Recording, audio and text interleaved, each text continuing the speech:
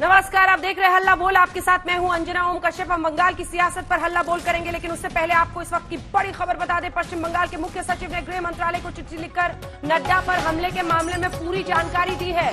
साथ ही दिल्ली आने के लिए मोहलत भी मांगी है, क्योंकि गृह मंत्रालय ने दोनों को ही बुलाया था। मुख्य सचिव, चीफ सेक्रेटरी और डीजीपी को केंद्र ने 14 दिसंबर को दिल्ली तलब किया है। वो मोहलत भी मांग रहे हैं और पूरे घटनाक्रम पर उन्होंने चिट्ठी लिखकर गृह मंत्रालय को जानकारी दी है। आइए जल्दी से आपको अपनी ये रिपोर्ट दिखाते हैं। लड़बो मारबो जीतबो, पश्चिम बंगाल की तस्वीर शायद यही बन गई है। सियासी लड़ाई देखिए कहां पहुंच गई।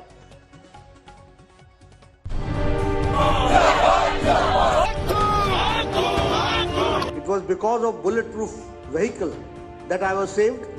बीजेपी अध्यक्ष जेपी नड्डा के काफिले पर हुए हमले के बाद उठा बवाल।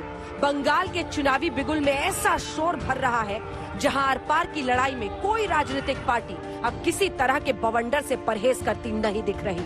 तभी तो ममता बनर्जी ने जेपी नड्डा के दौरे पर ये तक कह दिया, सुनिए।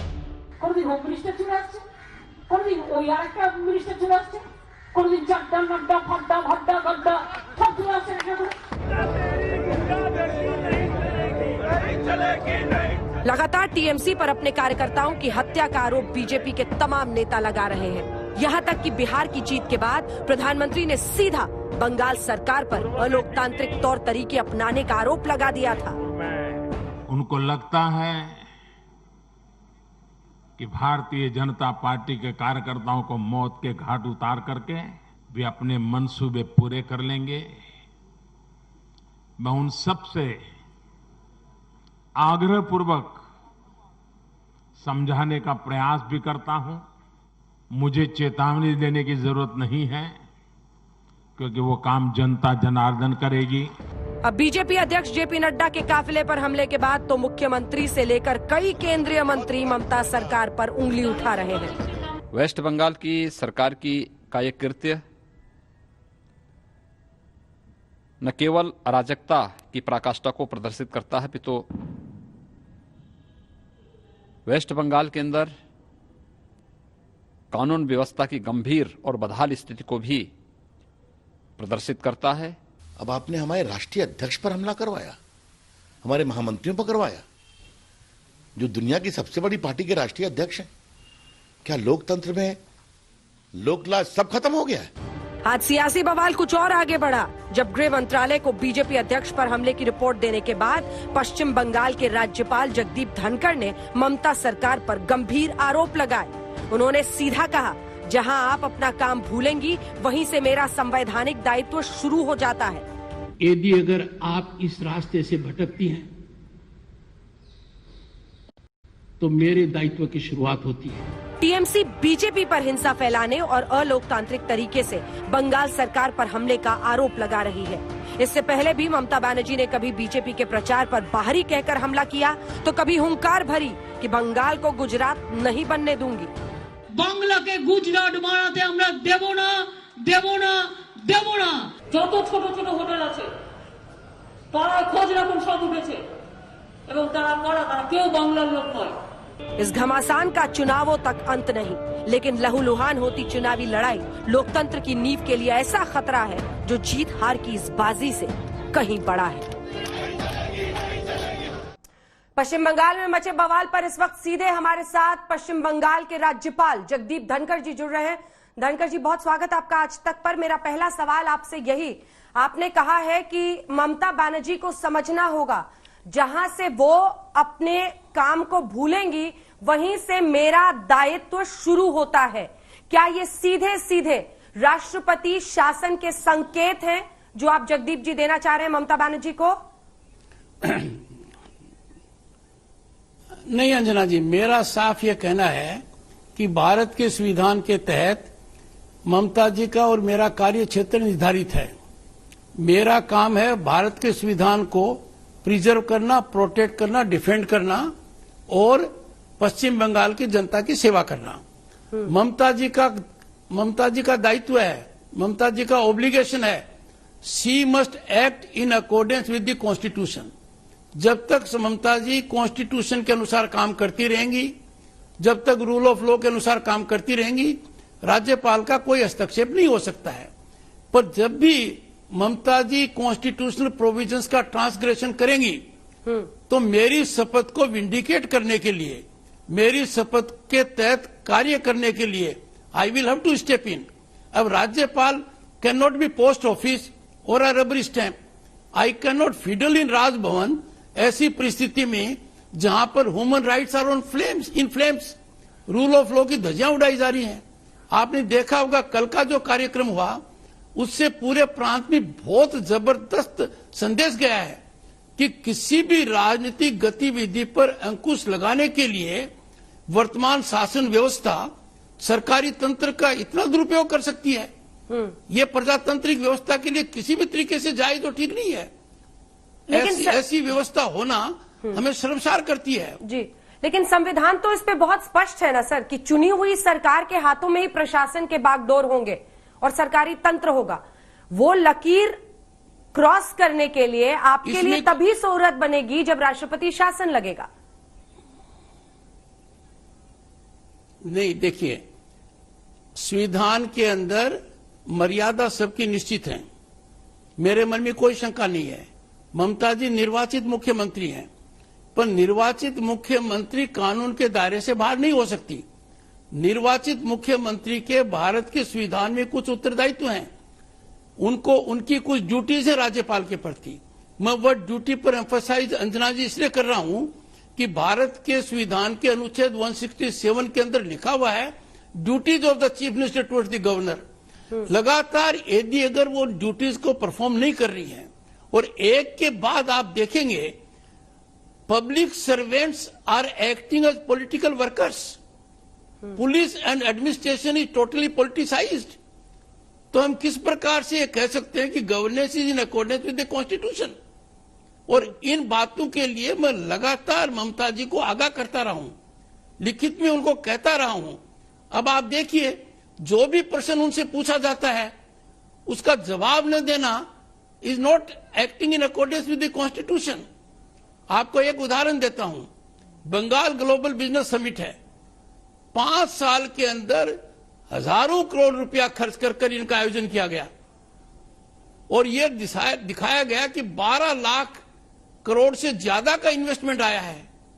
राज्यपाल तो सिर्फ इतना पूछ रहा, कहां इन्वेस्टमेंट, पश्चिम बंगाल के कौन से भूभाग में है, कौन कंपनी कर रही है। और शिकायतें मेरे पास आई हैं कि total arrangement was done to promote favouritism, nepotism, it was totally corruption. Pandemic purchase के अंदर मुख्यमंत्री ने खुद जांच बिठाई और जांच बिठाने के बाद नतीजा क्या हुआ, उसको सार्वजनिक नहीं कर रही है। उन लोगों से जांच करवा ली जो जांच के दायरे में आने चाहिए थे। सर, 2 बातें जो मैं आपसे स्पष्ट पूछना चाहती हूं, क्या पश्चिम बंगाल में जो भ्रष्टाचार के आप आरोप लगा रहे हैं, भ्रष्टाचार आपकी चिंता है या लॉ एंड ऑर्डर का चरमरा जाना? क्योंकि आपने बीते दिन की घटना के बाद जिसमें बीजेपी अध्यक्ष के काफिले पर हमला हुआ था, आपने गृह मंत्रालय को एक रिपोर्ट भेजी। गृह मंत्रालय ने डीजीपी चीफ सेक्रेटरी को समन किया है। आपने उस रिपोर्ट में क्या लिखा है जो आपने गृह मंत्रालय को भेजा? Anjana ji, you are such a senior journalist, you don't expect me to reveal my report to you, but मैं आपको इतना कह सकता हूं, कल की घटनाक्रम ने मेरी चिंताएं बढ़ा दी हैं। लगातार मैं सरकार का ध्यान आकर्षित कर रहा था। Political violence, political vendetta, political killings थमने का नाम नहीं ले रही हैं। सरकारी तंत्र का इतना राजनीतिकरण हो गया है और राजनीति का इतना अपराधीकरण कर दिया है कि यदि अगर आप रूलिंग पार्टी के राइट साइड में नहीं है, आपके कोई अधिकार सुरक्षित नहीं है। ऐसे मामले में राज्यपाल चैन से राजभवन में नहीं सो सकता। I have certain obligations, I have to perform them. मैं उनको काफी आगाह कर रहा हूं। जब मैंने सरकारी तंत्र को लगातार आगाह किया है, you are public servants, you can not be political workers, your conduct doesn't allow you to be political workers. If you act as political workers you will face consequences. बहुत से लोगों की, अंजना जी, बात समझ में आ गई है, कुछ लोगों के समझ में नहीं आई है क्योंकि they have become stakeholders with the present governance. अब इस प्रकार की गवर्नेंस में स्टेक होल्डर होकर जो कोई काम करेगा और पॉलिटिकल वर्कर का काम करेगा और पैसा एक्सचेकर से लेगा, यह तो बर्दाश्त नहीं हो सकता है। राज्यपाल यदि लगातार ये पूछता है कि सिक्योरिटी एडवाइजर पुरकायस्ता की ड्यूटी क्या है, वो फॉर्मर डीजीपी हैं, या रीना मित्रा जी की ड्यूटी क्या है, या आधा दर्जन अधिकारी इस कैटेगरी के हैं, उनकी ड्यूटी क्या है? तो यदि अगर ये अधिकारी ये मानकर चल जाएंगे कि हम तो रिटायरमेंट के बाद नौकरी में आए हैं, हम पब्लिक सर्वेंट नहीं है, मैंने उनको आगाह किया है, you are public servants, you are accountable like public servants, you have to be transparent, और आप एक्ट्स ऑफ ओमिशन और कमीशन के लिए लायबल हैं। मैं आपको कह सकता हूं, प्रजातांत्रिक व्यवस्था में सबसे बड़ा योद्धा आम नागरिक है। पहली बार मैंने आम नागरिक में बदलाव देखा है। वो इस महायज्ञ में अपनी आहुति देने को तैयार है। वो चाहता है कि पश्चिम बंगाल के चुनाव वायलेंस फ्री हो, पश्चिम बंगाल के चुनाव फ्री हो, फेयर हो, रिग नहीं हो, और यही मैं चाहता हूं। I am not a stakeholder in politics. कौन राजनीतिक दल क्या काम करता है मेरा सरोकार नहीं है, अपने हिसाब से काम करें, पर कोई भी राजनीतिक गतिविधि पर अंकुश लगाता है और प्रशासन उसमें भागीदार होकर अंकुश लगाता है, वो प्रजातांत्रिक व्यवस्था के लिए बहुत बड़ी चिंता पैदा करता है। दूसरा, क्या अंजना जी आप इसी को बर्दाश्त कर सकती हैं कि अपने देश में, भारत जैसे महान देश में, विश्व के सबसे बड़े प्रजातंत्र के अंदर एक प्रांत के आदमी को दूसरे प्रांत में बाहरी कहा जाए? बड़े बड़े संवैधानिक पद पर बैठे हुए लोगों को माननीय मुख्यमंत्री जी बेपरवाह होकर बाहरी कह देती हैं। I take strong objection to it. Sir, आपने नड्डा जी पर उनका बयान सुना है जिसमें उन्होंने कहा है कोई भी नड्डा चड्डा, बहुत सारे टाइटल्स का उन्होंने जिक्र कर दिया, पहुंच जाते हैं यहाँ। अंजना जी, मैं आपको एक बात बताना चाहता हूं। इस बयान के बाद पश्चिम बंगाल के बहुत ही वरिष्ठ लोगों ने मेरे को कहा, राज्यपाल जी, मुख्यमंत्री जी को हाथ जोड़कर यह बयान वापस लेने के लिए कहिए। इस बयान से पश्चिम बंगाल के करोड़ों लोगों को रुला दिया है। पश्चिम बंगाल का जो कल्चर है, रिच कल्चर है, उसकी आत्मा पर कुठाराघात किया है। A sense of that culture has been destroyed. लोग बहुत परेशान हैं। अंजना जी, ममता बनर्जी के इस बयान के कंटेंट पर और इस बयान के तौर तरीके पर लोगों की इतनी तीखी प्रतिक्रिया हुई है कि सार्वजनिक रूप से मैंने ममता जी को अनुरोध किया है, आप सोचिए, चिंतन कीजिए, बंगाल के कल्चर को बचाइए। माफी मांगने से आपकी इज्जत बढ़ेगी और लोगों को दुख आपने दिया है उस पर मलम होगी। इसके ठीक अलावा देखिए, नड्डा जी का कार्यक्रम डायमंड हार्बर में था। डायमंड हार्बर के सांसद ममता जी के भतीजे हैं। पार्टी के अंदर उनकी बड़ी अहमियत है। उनका बयान भी उसी दृष्टि का आ गया। मैं आगाह करना चाहता हूं उस यंग पार्लियामेंटेरियन को, those who rise by leaps and bounds, I make no mistake about it, those who rise by leaps and bounds must be more careful. We must respect age, experience, stature of people जो आते हैं। उनका ये बयान मैं किसी भी तरीके से संजीदगी के दायरे में नहीं मानता। लेकिन इस पूरी लड़ाई को अगर हम देखें, पार्टी के एक वरिष्ठ सांसद ने क्या कहा जी, बात पूरी कर लें आप। बात पूरी नहीं अंजना जी, मैं कहूंगा रूलिंग पार्टी के एक संजीदगी वाले सांसद ने कहा कि नड्डा जी डायमंड हार्बर में क्यों आए, वो तो अभिषेक की कॉन्स्टिट्यूंसी है। हम किस देश में रह रहे हैं? Don't we believe in democracy? Don't we believe in rule of law? Mamata ji का खुद राइज एक राजनीतिक स्ट्रगल का है। राजनीतिक गतिविधि पर अंकुश नहीं लगाया जा सकता। राजनीतिक गतिविधि करना ही प्रजातांत्रिक व्यवस्था की मूल भावना है। उस पर जब पश्चिम बंगाल में अंकुश लगता है, और कल के मामले ने तो बहुत बड़ा संकेत दिया है। आम आदमी मुझसे पूछता है, राज्यपाल जी, यदि अगर देश के अंदर शासन करने वाली पार्टी के अध्यक्ष के साथ सरकारी तंत्र इस प्रकार का षड्यंत्र कर सकता है, डिसरप्ट कर सकता है उनकी कार्यवाही को, आपके आगाह करने के बाद कर सकता है। मैंने तो 4 घंटे पहले आगाह कर दिया था चीफ सेक्रेटरी को। उन्होंने मुझे आश्वासन दिया था लिखित में कि I have sensitised the DGP. तो मैं ये कहना चाहता हूं कि प्रजातांत्रिक व्यवस्था को बचाने से बड़ा कोई काम राज्यपाल का नहीं है, सबसे बड़ा काम है, और इस काम के अंदर मैं लगा हुआ हूं। मैं उम्मीद करता हूं, आशा करता हूं कि सरकारी तंत्र कानून के हिसाब से काम करेगा और ममता जी अपनी शपथ को दृष्टिगत रखते हुए संविधान की मूल भावना के विपरीत नहीं जाएंगी। ऐसा आचरण फिलहाल उनका नहीं है। 2 महीने बाद 3 महीने बाद वहां पर चुनाव होने वाले हैं। चीफ मिनिस्टर होने के साथ साथ उन्हें उस चुनाव में भी लड़ना है, तो वो अपना राजनीतिक पिच हाई कर रही हैं। नड्डा जी जिस तरह से जा रहे थे, भवानीपुर चुनना ममता का गढ़, डायमंड हार्बर अभिषेक का, तो ऐसे में वो भी उसका जवाब भी कार्रवाई कर रही है। हिंसा की जगह नहीं हो सकती, लेकिन इस पर तृणमूल कांग्रेस का कहना है कि बीजेपी लाशों की राजनीति कर रही है। जहां पर किसी की हत्या होती है या मौत होती है, पहुंच जाते हैं, कहते हैं ये हमारे कार्यकर्ता थे। ये उनका आरोप है। जगदीप जी देखिए अंजना जी, मैं बताता हूं, भवानीपुर जाना या डायमंड हार्बर जाना, ये अपने आप में सरकारी तंत्र के दुरुपयोग का आधार नहीं हो सकता है। ये अपना आप में वायलेंस का आधार नहीं हो सकता है, डिसरप्शन का नहीं हो सकता है। कौन राजनीतिक दल क्या राजनीतिक कदम उठाता है, मुझे कोई एतराज नहीं है। पश्चिम बंगाल के अंदर ममता जी ने किन को कंसल्टेंट किया है, मेरा एतराज नहीं है। पर मेरा इस बात से एतराज है कि एक टिड्डी दल की तरह उस कंसल्टेंट के व्यक्ति सत्ता के गलियारों में काबिज हो गए, पॉलिटिकल एग्जीक्यूटिव नतमस्तक हो गई और सरकारी तंत्र उनके आगे झुक गया, तो मेरे लिए चिंता का कारण है। क्या कदम उठाएंगे सर? अंजना जी, भारत के संविधान में बहुत ताकत है और मैं आपको कह सकता हूं कि जो कदम मैंने अब तक उठाए हैं उनका काफी असर हो रहा है। काफी असर हो रहा है। मेरी बात पर आप गौर कर लीजिए। अधिकांश अधिकारी पॉलिटिकल न्यूट्रल होते जा रहे हैं। अधिकांश जो कुछ नहीं हो रहे हैं, I am sure they are playing with fire, they will face music of law. कानून की बड़ी ताकत है। कानून के विपरीत जाकर डेमोक्रेसी कभी सर्वाइव नहीं हो सकती।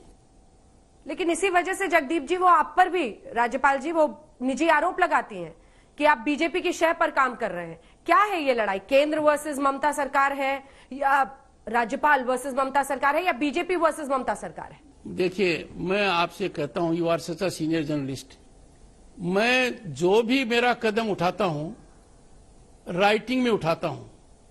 मैं आपसे अंजना जी आग्रह करूंगा, आप मेरे एक भी कदम को मेरी कॉन्स्टिट्यूशनल लिमिटेशंस के बियॉन्ड मानती हैं या अमर्यादित मानती हैं, आप मुझे बताइए। पर मैं आपको इतना जरूर कहूंगा, राज्यपाल does not wear kid gloves. I am not a rubber stamp, I am not a post office. मुझे यदि अगर लचक दिखानी पड़ेगी दिखाऊंगा, दबना पड़ेगा दिखाऊंगा, परसुएसिव मोड में रहूंगा, पर कमजोरी नहीं दिखा सकता। I have taken steps in writing. और आश्चर्य की बात है, and I want media to take note of it, कि भारत के कॉन्स्टिट्यूशन के अंदर लिखा हुआ आर्टिकल 167 में duties of the chief minister towards governor, and Mamata Banerjee has invariably failed to discharge those duties. फिर भी मैं कोशिश कर रहा हूं कि माननीय मुख्यमंत्री अनुभवी नेता हैं, समझदार नेता हैं, स्ट्रगल से ऊपर आई हैं, वो मेरी बात को सोचेंगी, समझेंगी। I can not be against the government, I have to be shoulder to shoulder with the government. But if the government is against rule of law, against constitution, then surely I have to alert the government and if required, take steps as contemplated by the constitution. गंभीर आरोप आपने लगाए ममता सरकार पर। रहेगी हमारी इस खबर पर नजर। बहुत बहुत धन्यवाद आपका माननीय राज्यपाल जगदीप धनखड़ जी हमारे साथ आज तक पर जुड़ने के लिए। Thank you, thank you. और आइए अब चर्चा की शुरुआत करते हैं। डॉक्टर सुधांशु त्रिवेदी हमारे साथ जुड़ गए हैं, राष्ट्रीय प्रवक्ता भारतीय जनता पार्टी के सांसद भी। जयंत घोषाल वरिष्ठ पत्रकार हमारे साथ जुड़ रहे हैं। अब निजेश अवस्थी जी पॉलिटिकल एनालिस्ट के तौर पर, मोनोजीत मंडल हमारे साथ पॉलिटिकल एनालिस्ट टीएमसी समर्थक जुड़ रहे हैं, सुनीत चोपड़ा जी सीपीआईएम के नेता हमारे साथ जुड़ रहे हैं। मैं आपके साथ जी कुछ बोल रहे हैं क्या सुनीत चोपड़ा जी? एक बार आवाज दे दीजिएगा, उंगली दिखा रहे हैं। हाँ। जी चोपड़ा जी।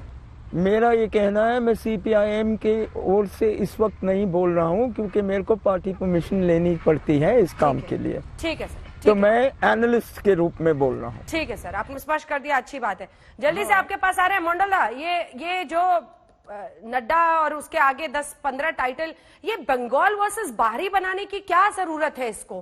क्या बंगाल हिंदुस्तान का हिस्सा नहीं है? ये लड़ाई किस तरफ जा रही है?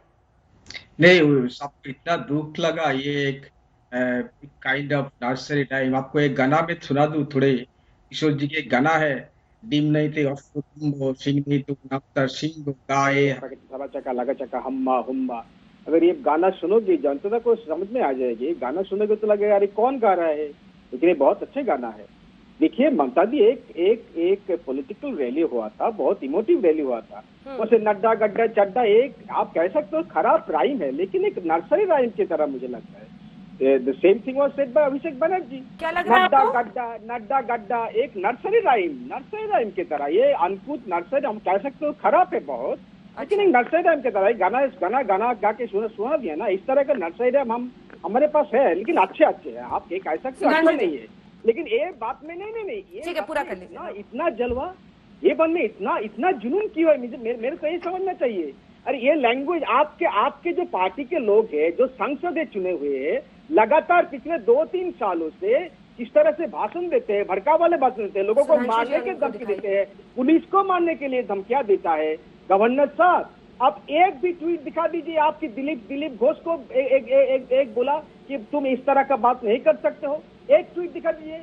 आप जिस तरह का एमपी लोगों ने कहता है हर कोई लोग मार देंगे, अभी वो जो अग्निमित्रा पॉल है उन लोगों का, महिला मोर्चा का जो लीडर है, कहाँ है क्या ममता जी ने कहा है इन लोगों को रेप करने के लिए सब लोगों को, आप दिखा दीजिए। गवर्नर साहब एक बात कहिए उनके खिलाफ, एक भी बात नहीं है। मैं आपको ये कह रहा हूँ, एक ट्वीट जो एक सत्यजीत राय हमारे एमएलए था, सत्यजीत विश्वास नदिया का, 2019 इलेक्शन के पहले उनका मौत हो गया, उनके चार्जशीट गिरा मुकुल राय के ऊपर, चार्जशीट एक कोर्ट का मामला है। गवर्नर साहब एक ट्वीट दिखा दीजिए जहां आप ये एक्ट को कंडेम किया है, इसका मतलब सत्यजीत विश्वास का कोई मौत नहीं, सुधांशु जी उसको कत्ल नहीं किया, एक तरफा हम कहते हैं कि और सीधा राज्यपाल पर आरोप लगा रहे हैं। ठीक है, अब जवाब दीजिए सुधांशु जी। देखिए मनोजीत मंडल जी ने कैसे कह दिया कि अपशब्दों की पूरी श्रृंखला जो हमारे राष्ट्रीय अध्यक्ष के विरुद्ध हुई वो एक नर्सरी राइम थी। ये आपकी मनोवृत्ति को दर्शाता है। इतना भोला बनने की कोशिश मत करिए कि भोलापन तेरा भाग गया, हमको सादगी पे तेरी मरते तो मर जाएंगे भाई। अगर आप ये दिखाएंगे कि वो नर्सरी राइम थी, मेरे विचार से यह बंगाली भद्र लोग के प्रति एक बहुत बड़ी अवमानना थी। यहां पर वो संस्कृति थी जो बहुत सभ्य सुसंस्कृत भाषा का प्रयोग करती है हमेशा से।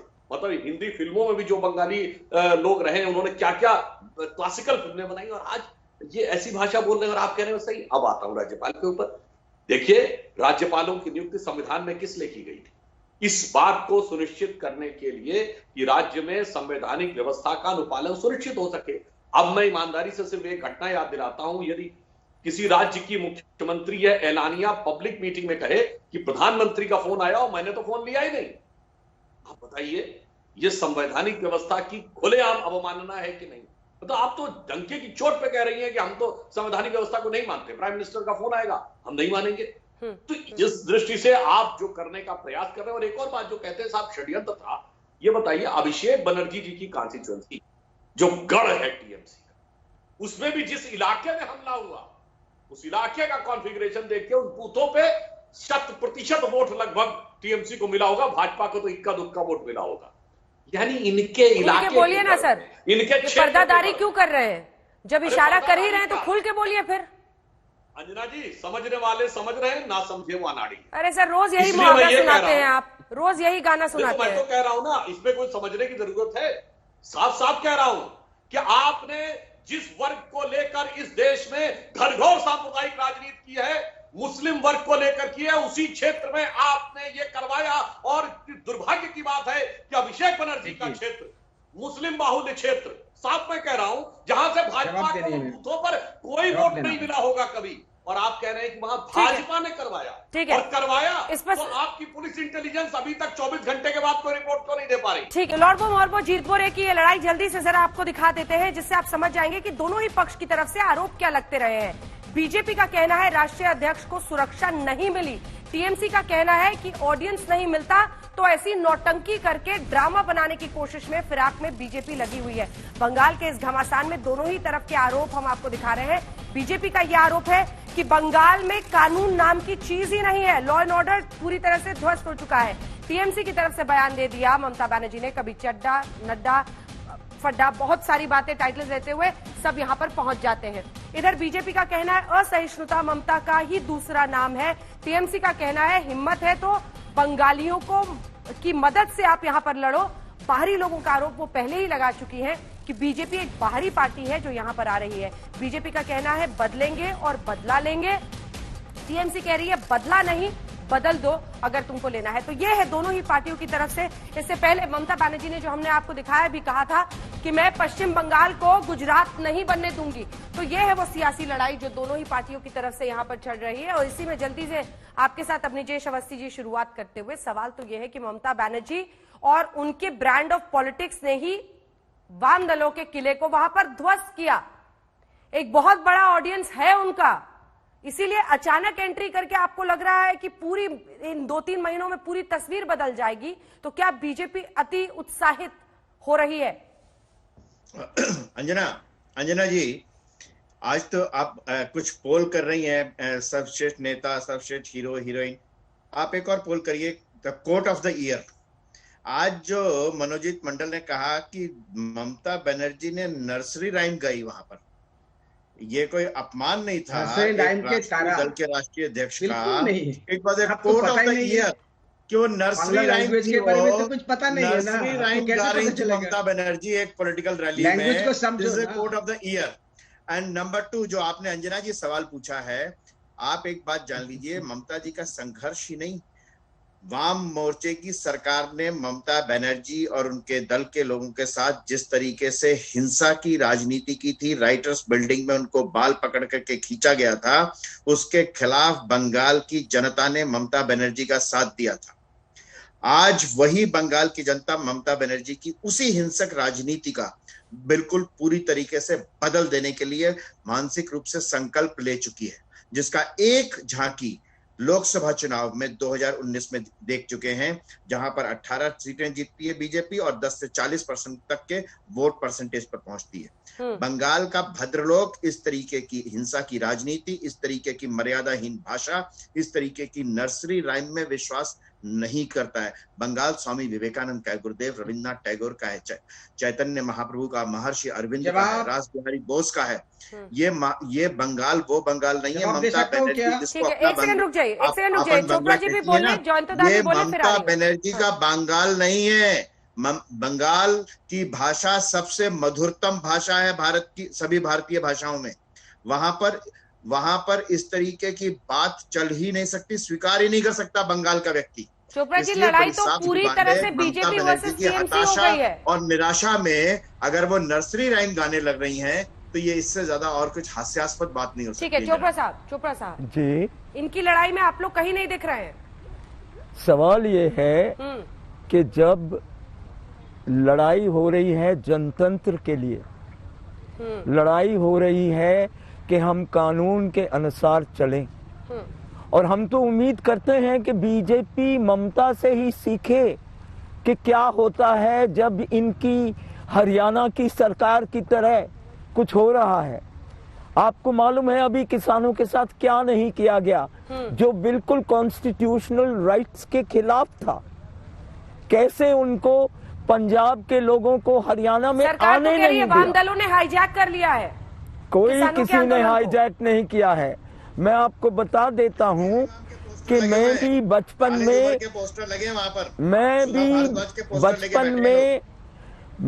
बचपन में बंगाल में रहा हूं। मैंने फूड मूवमेंट देखा है।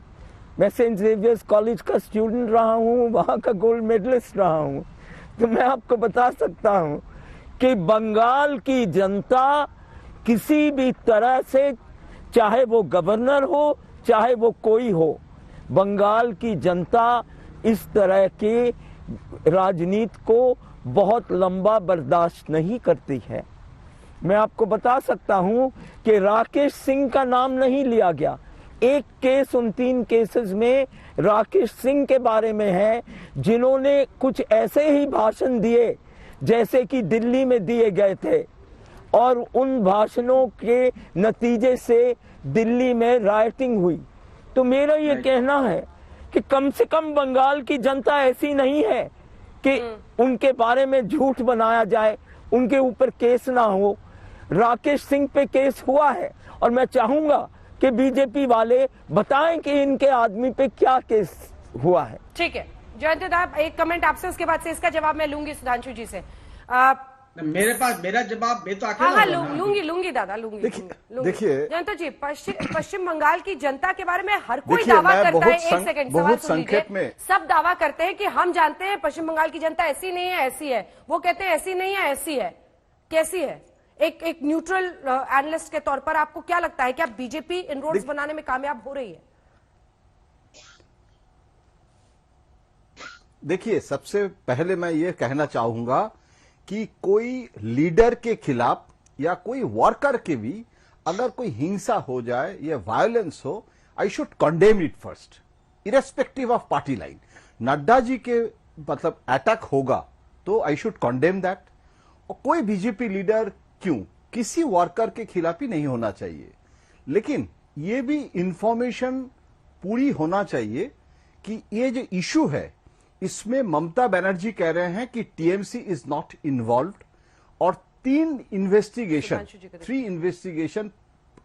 कल ऑर्डर किया गया था और आज एक रिपोर्ट सबमिट किया गया है। और chief secretary West Bengal Alapan Bandyopadhyay, he has sent a report to the home secretary Delhi, और वो लंबी चिट्ठी का कॉपी भी मेरे पास है। उसमें यह कहा गया है, जैसे सुनीत जी राकेश सिंह के बारे में कह रहे हैं कि 7 पीपल अरेस्टेड, और वो 7 लोगों में जो 7 लोग अरेस्टेड हुई है उसको भी इंटरोगेशन होगा। तो we should wait for the proper investigation. और वो 7 लोग में जो लोग स्वीकार कर रहे हैं कि हमने स्टोन थ्रो किया था, वो जो 7 आदमी हैं उसमें राकेश सिंह है जो विद्यासागर का स्टैचू भी तोड़ा था। तो वो राकेश सिंह वो कन्वॉय के जगह क्या कर रहे थे, क्यों? वो टीएमसी का प्लांट है और वो बीजेपी का प्लांट है, ये सब इन्वेस्टिगेशन है। लेकिन जैसे मैं आपने बताया कि एकदम निरपेक्ष एक मैं आपको बता रहा हूं कि बेनिफिशियरी इसमें कौन हो रहा है। BJP already is a beneficiary in West Bengal. BJP कहां था? वाजपेयी अडवाणी जी के समय खाता खोला नहीं था। धीरे धीरे कॉर्पोरेशन में ऑल्डरमैन, काउंसिलर, अभी तो 3 एमएलए है, लेकिन कितना लोकसभा में कितना भारी रकम आया है। तो अगर बीजेपी को सत्ते में आना है तो बीजेपी को भी लग रहा है कि पॉलिटिकल वायलेंस, यहां जाति का वायलेंस नहीं है बंगाल में, धर्म के आधार पर वायलेंस नहीं है, लेकिन पॉलिटिकल वायलेंस में फर्स्ट है बंगाल। तो अगर पॉलिटिकल वायलेंस नहीं होगा तो शायद पावर में आना मुश्किल होगा, क्योंकि ममता बनर्जी आए थे और उसमें वायलेंस हुई थी, और सीपीएम कांग्रेस के खिलाफ भी जब आए थे तब बस और ट्रम्प जलाना और नहीं चलेगा नारा तो बंगाल से शुरू हुआ था। तो ये मोदी जी जो विकास बोलते हैं, अभी पश्चिम बंगाल में हम उसके खिलाफ देख रहे हैं। लेकिन आपको सिर्फ एक मेरा सवाल है कि लड़ाई जब होती है एक तलवारी से होता है, मतलब ये एक ताली भी दोनों की जरूरत होता है। लोकसभा में इतनी सीटें कैसे आ गई फिर? हाँ, वो जो सीटें इतना आए हैं बीजेपी का, नहीं देखिए, और चड्डा नड्डा बड्डा जैसी बातें बोलना तो एक झुंझलाहट दिखाता है ना अगर मिस्टर घोषाल, इस तरह की बात बोलना तो एक झुंझलाहट दिखाता है। नहीं देखिए, सिर्फ ये बातें नहीं, ये सिर्फ ये बातें बोलने से बीजेपी जीता है। हाँ। और ऐसे नहीं है, इससे ओवर सिंप्लीफिकेशन, क्योंकि anti incumbency of the governance for the 10 years ये भी है, 10 साल का ये लॉ ऑफ नेचर है। लेकिन आपको मैं कह रहा हूं कि जैसे मोदी जी देश में सबसे पॉपुलर लीडर है, ममता बनर्जी भी पश्चिम बंगाल में आज भी ममता बनर्जी के खिलाफ, बनर्जी में भी कोई ममता बनर्जी नहीं है जो ममता बनर्जी के खिलाफ। ठीक है, बीजेपी में कोई ममता बनर्जी नहीं है। इंडिया टुडे का जो कवर जवाब लेते हैं प्लीज, ब्रेक का टाइम हो रहा है। फॉलो करता हूं, वो बहुत निरपेक्ष। सबसे जल्दी कमेंट लेना है सुधांशु जी, सबका जवाब दीजिए। देखिए, पहली बात तो मैं जयंतोदा से कह दूं, उन्होंने कहा भाजपा पहले कहां थी। जयंतोदा, जब ममता जी का शायद जन्म भी नहीं हुआ था, श्यामा प्रसाद मुखर्जी जी ने जब जनसंघ बनाया था, जहां तक मुझे याद है पहली विधानसभा में 11 या 12 एमएलए आए थे जनसंघ के, पश्चिम बंगाल की विधानसभा में, तब तो ममता जी का जन्म भी नहीं हुआ था।